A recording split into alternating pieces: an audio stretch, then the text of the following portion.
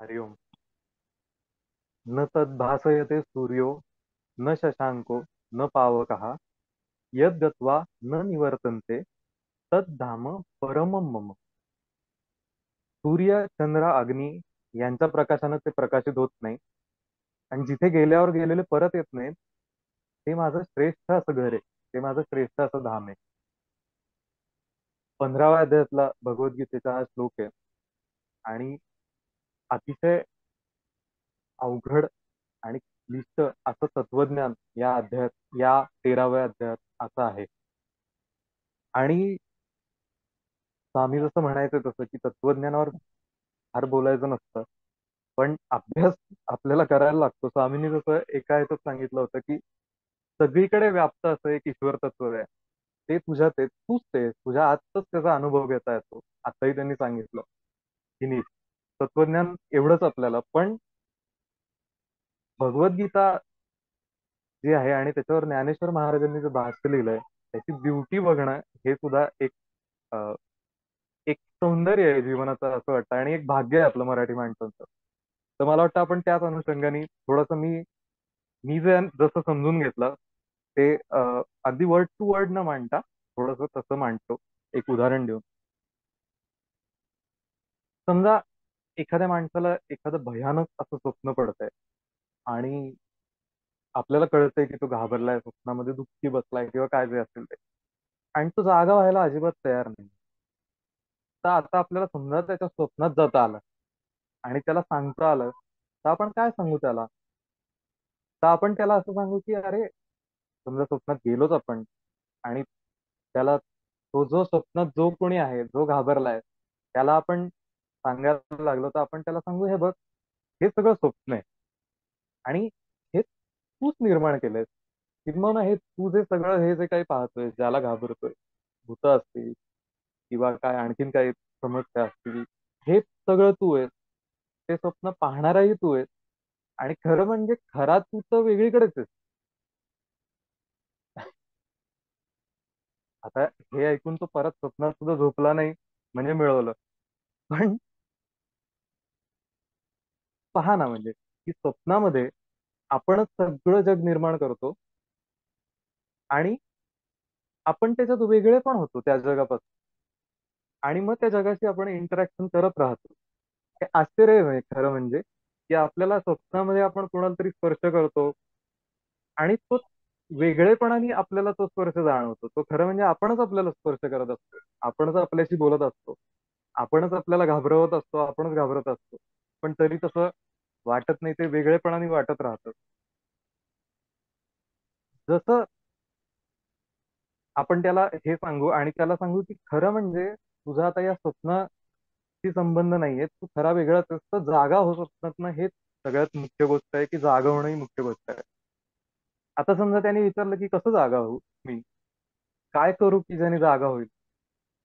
तर आता जसं स्वामींनी सांगितलं की कोटी कर्म करून सुद्धा कोणी मुक्त होत नाही. तसं स्वप्नात कितीही काही केलं तरी स्वप्नभंग होणार नाही. स्वप्न आपल्याला सत्य दाखवणार नाही.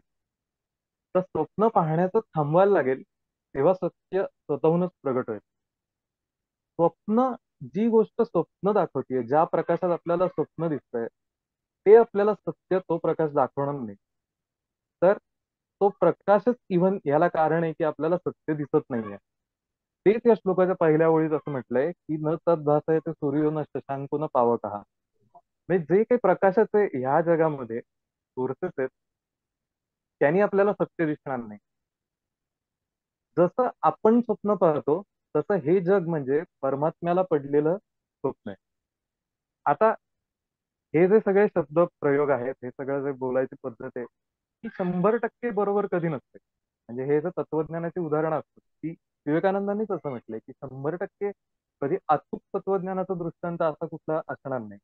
पण एक समजून घेण्यासाठी म्हणून आपण असं म्हणू शकतो की हे सगळं जग आहे, हे परमात्म्याला पडलेलं एक स्वप्न आहे आणि त्याच्यामध्ये त्यांनी एक आयडेंटिटी अझ्युम केली आहे. आणि ही आयडेंटिटी आता तो म्हणजे ती आयडेंटिटी स्वतःचं अस्तित्व टिकवून ठेवते आणि ह्याच्या ज्याला इगो असं म्हणतात. ती आयडेंटिटी जे स्वतःचं अस्तित्व टिकवून ठेवायला बघते सतत, त्याला इगो म्हणतात. आणि त्या इगोच्या पलीकडे जायचं असेल तर आपल्याला ते स्वप्न बघणं म्हणजे हे जगाशी संबंधित होऊन राहणं बंद करायला लागेल. जग जे आपल्याला दिसतं ते खरं म्हणजे विचारांमुळेच दिसतं. जसं स्वप्न जसं आपल्याला विचारांनी दिसतं तसं हे जग सुद्धा खरं म्हणजे विचारांमुळे दिसतं. त्यामुळे हे जग पाहणं बंद केलं, त्या वृत्तींशी संबंधित होऊन राहणं बंद केलं, की मूळचं तत्व तसंच प्रगट होतं, जसं स्वप्नातनं माणूस जागा होता. का पाहतो आपण मग स्वप्न खरं?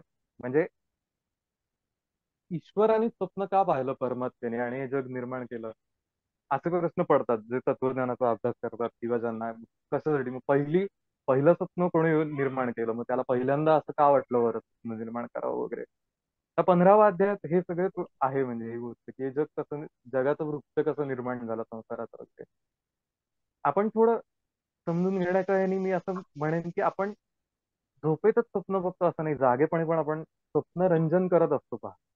तर आपण त्याच्या अनुषंगाने जर लावून बघायचं ठरवलं की जागेपणी आपण का स्वप्नरंजन करतो.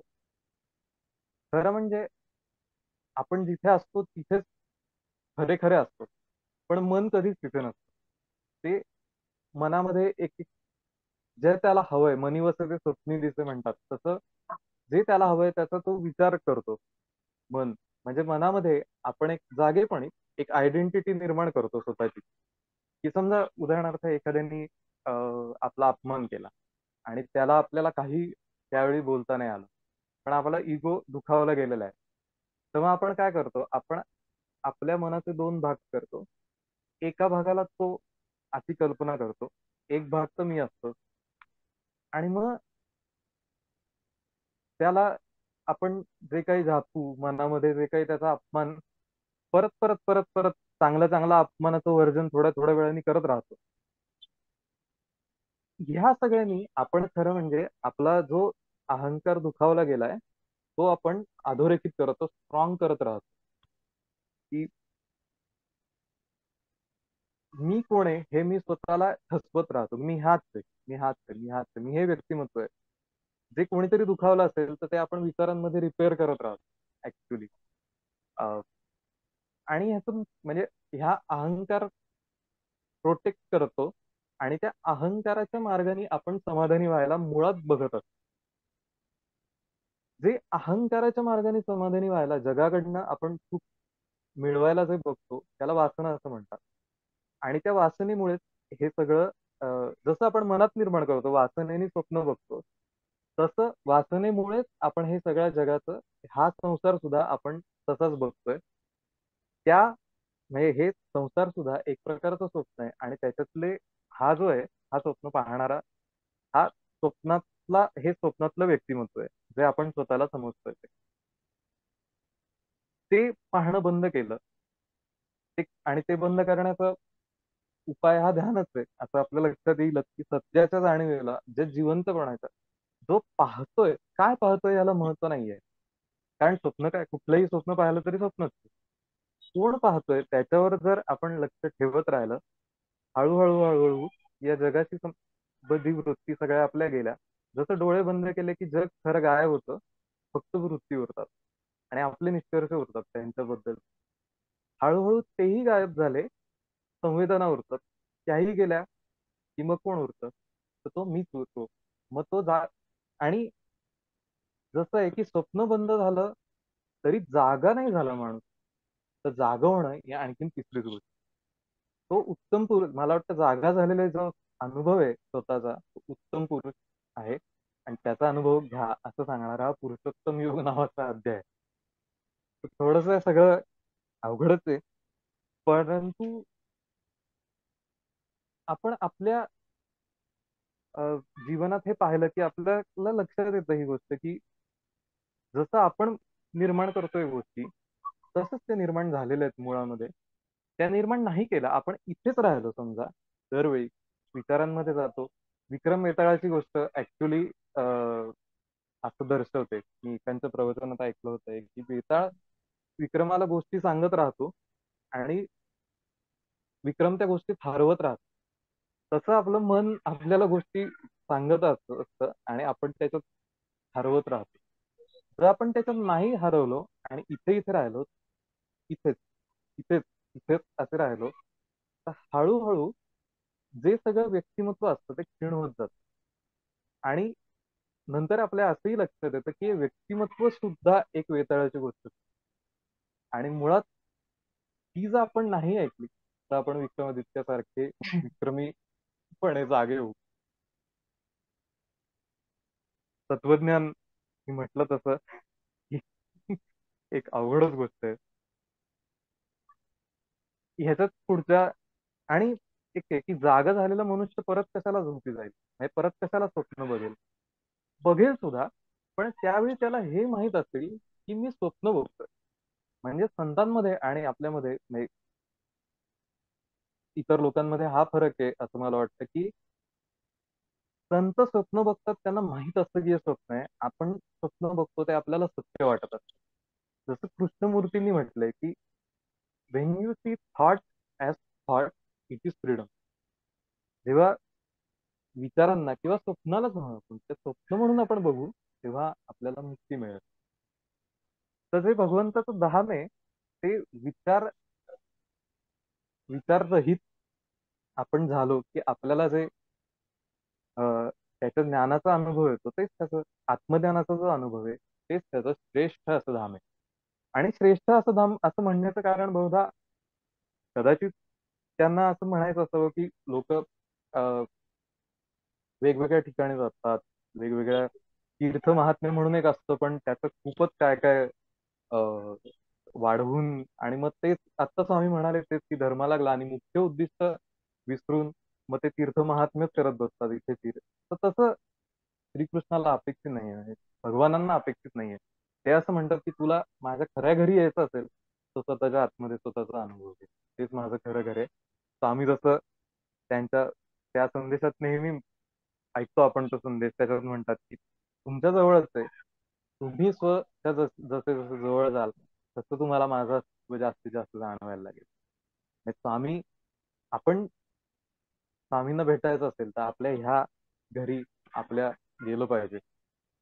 आणि मग आपण परत येत नाही. जे परत येत नाही म्हणजे मी म्हटलं तसं की ही जाणीव आपल्याला जागृतीची जाणीव, स्वप्न स्वप्न आहे ही जाणीव घेऊन आपण परत येतो. किंवा ती जाणीव राहते आपल्याला, ज्ञानाची जाणीव ती जात नाही कधी. एक यद्गत्वानं निवर्तन्ते, जे गेलेले आहेत ते परत येत नाहीत.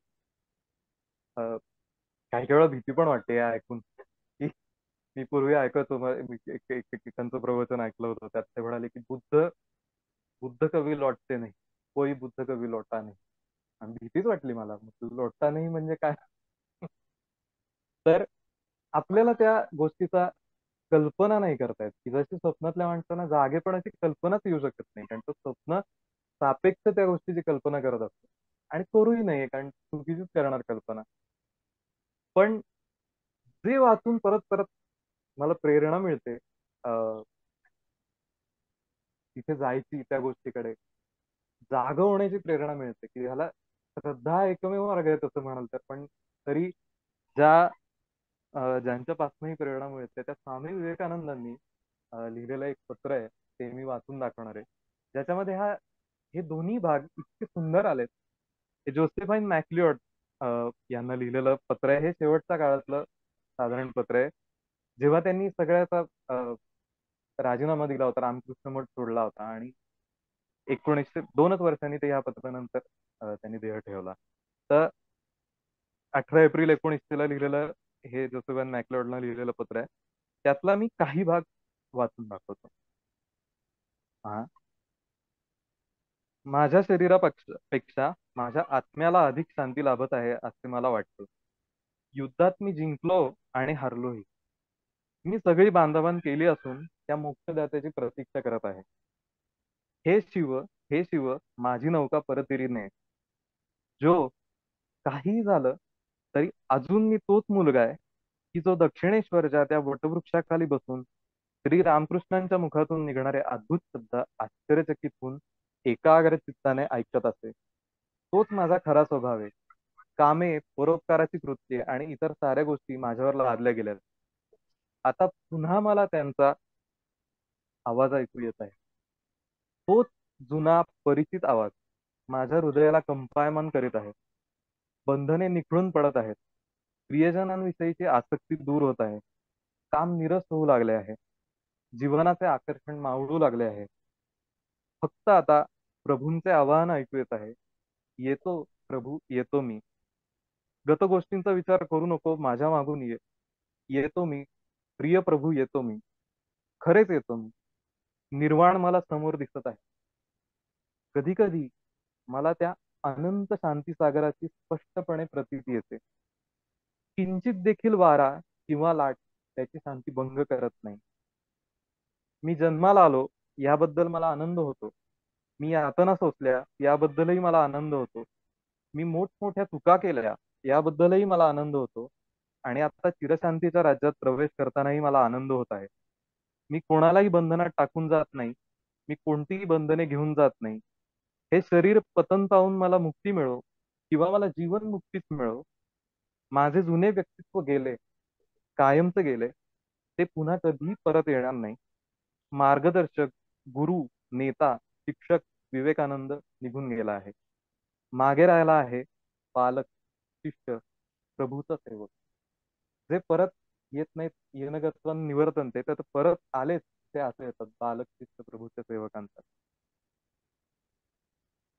मी जेव्हा प्रभूच्या इच्छेच्या प्रवाहाबरोबर वाहत जात असे, तेव्हाचे क्षण हे माझ्या आयुष्यातील मधुरतम क्षण होत. मी पुन्हा एकदा त्या प्रवाहाबरोबर वाहत जात आहे. समोर सूर्य तळपत आहे, सभोवार झाडे झुडपे आहेत, आणि या उन्हात सगळे कसे शांत स्थिर आहे. हे ज्ञानाचा अनुभवाविषयी बोलतात. आणि नदीच्या उबदार पात्रातून मी सुस्तपणे वाहत जात आहे. ती कमालीची नीरवता, स्तब्धता भंगेल या भीतीनं हातापायांची कोणत्याही प्रकारची हालचाल करण्यास मी धजत नाही. याचा अर्थ माझ्या मते व्यक्तिमत्वाशी संबंधित व्हावंच वाटत नाही त्या शांततेला सोडून. ती स्तब्धता तुम्हाला निश्चितपणे जाणवून देते की हे जग म्हणजे माया आहे, मृगजळ आहे. माझ्या कर्मामागे महत्वाकांक्षा होती. माझ्या प्रेमामागे विशिष्ट व्यक्तींविषयीची आसक्ती होती. माझ्या पावित्र्यामागे भीती होती. माझ्या नेतृत्वामागे सत्तेची तृष्णा होती. त्या सर्व आता असंगत होत आहेत आणि मी पुढे पुढे वाहत चाललो आहे. मी येतो माते, मी येतो. तुझ्या त्या अशब्द, अस्पर्श, अज्ञात, अद्भुत राज्यात मी येतो माते. तू आपल्या उबदार कुशीत घेऊन मला जेथे नेशील तेथे मी येतो. मी आता प्रेक्षक म्हणून येत आहे. अभिनेत्याची माझी भूमिका संपली आहे. आहा, किती गंभीर शांती! माझ्या हृदयाच्या अगदी आत आत असलेल्या अत्यंत दूरस्थ अशा स्थानापासून माझे विचार येत आहेत असं वाटतं. ते दुरून येणाऱ्या अस्पष्ट कुजबुजीसारख्या वाटत आहेत. ती मधुर मधुरतम शांती सर्वत्र पसरली आहे. निद्रादेवीच्या अधीन होण्यापूर्वी काही क्षण माणसाला जसे वाटत असते, त्यावेळी वस्तू दिसतात पण त्या जशा छायांसारख्या वाटतात. त्यावेळी जसे भय नसते, प्रेम नसते, कोणतीच भावना नसते, तशीच माझ्या मनाची सध्या अवस्था झाली आहे. सर्वत्र मधुमधुर शांती पसरली आहे. चोहोबाजूंनी पुतळ्यांनी व चित्रांनी घेरलेल्या असताना माणसाची शांती भंगण्याचे जसे कारण उरत नाही, तद्वतच माझ्या या अवस्थेकडे, जगाकडे पाहून शांतीला मुळीच बाधा पोहोचत नाही. मी येतो प्रभू, येतो मी. जग आहे, पण ते सुंदर नाही अथवा कुरूपही नाही. कोणत्याही भावना न उचंबळविणाऱ्या संवेदनांसारखं ते आहे. आहा, जो किती आनंदाची अवस्था आहे. सर्वच गोष्टी चांगल्या आणि सुंदर आहेत. कारण माझ्या शरीरासकट सर्व वस्तूंच्या सापेक्ष गुणदोषांची, त्यांच्या चांगल्या वाईटपणाची, उच्च नीचपणाची वगैरे माझी जाणीव गळून पडत आहे. ओम तत्सत. मला वाटतं याच्या पुढे काय बोलू नये. हाच अध्याय स्वामींच्या चरणी अर्पण करतो. हरिओम.